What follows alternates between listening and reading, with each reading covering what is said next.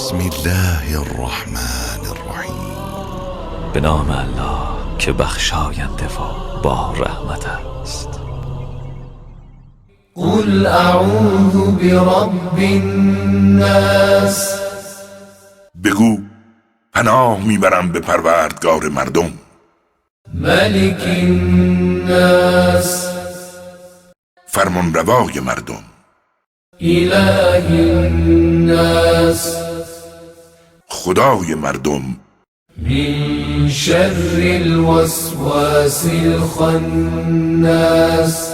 از شر وسوسه‌گری که از نام خدا می‌گریزد. الذی یوسوس فی صدور الناس. همان که در سینه‌های مردم وسوسه به پا می‌کند. من الجنة والناس. چه از جنیان باشد چه از مردمان.